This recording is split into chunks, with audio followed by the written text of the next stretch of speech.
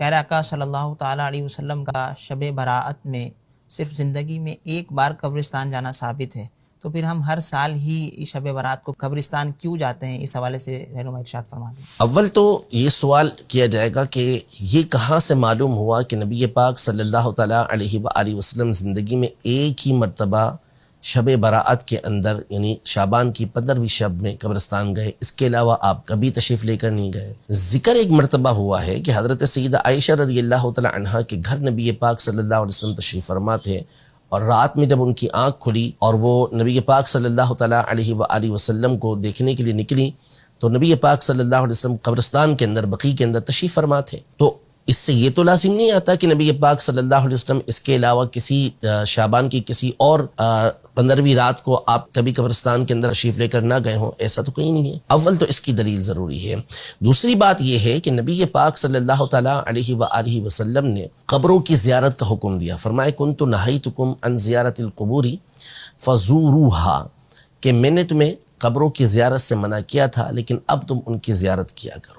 تو اس حکم کے اندر کہیں کوئی اس بات کی تخصیص نہیں ہے کہ آپ 15 شعبان کو قبروں کی زیارت کے لیے نہ جائیں، بلکہ جیسے اور دنوں میں جانے کی اجازت ہے اسی طرح 15 شعبان کو جانے کی اجازت ہے، اور مسلمانوں کا اس کے اوپر عمل بھی ہے۔ نمبر 3 یہ کہ نبی پاک صلی اللہ تعالیٰ علیہ وآلہ وسلم سے اگر اس بات کو ہم کہتے ہیں کہ ٹھیک ہے اگر ایک مرتبہ بھی جانا ثابت ہے تو جواز بھی ثابت ہو گیا۔ دوسرا، نبی پاک صلی اللہ تعالیٰ علیہ وآلہ وسلم نے جانے کی جو وجہ بیان کی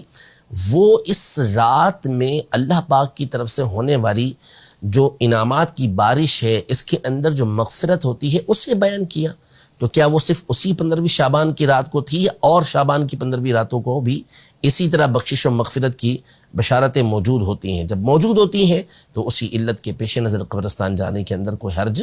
نہیں ہے۔ ایسے بہت سارے افعال نبی پاک صلی اللہ علیہ وسلم کے آپ کو مل جائیں گے کہ آپ علیہ السلام نے وہ عمل ایک ہی مرتبہ کیا، لیکن دیگر دلائل کی روشنی میں علماء نے اس بات کو بیان کیا کہ وہ عمل ہمیشہ کیا جاتا ہے، اور یہ عقلی طور پر بھی ہے۔ جیسے دسترخوان ہے جو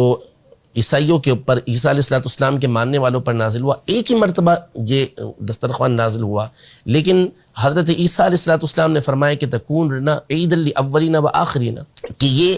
ہمارے اول پہلے والوں کے لیے اور بعد میں آنے والوں کے لیے سب کے لیے عید ہو جائے، جو موجود ہیں ان کے لیے بھی عید، آنے والوں کے لیے بھی عید۔ تو ہوا تو ایک ہی مرتبہ، لیکن ہمیشہ کے لیے اس کے لیے جشن منانے کے لیے، اس کو عید بنانے کے لیے حضرت عیسیٰ علیہ السلام ارشاد فرما رہے ہیں۔ اور یوں ہی ہر معاملے کے اندر ہوتا ہے کہ آزادی ایک ہی مرتبہ ملی وطن کی، لیکن ہمیشہ اس تاریخ کو جشن منایا جاتا ہے، خوشی منائی جاتی ہے۔ تو عمل ایک ہی مرتبہ ہوا ہو لیکن اس کے اندر استمرار یہ بعد والوں کے لیے ہو سکتا ہے، اس میں کسی طرح کا کوئی حرج نہیں ہوتا۔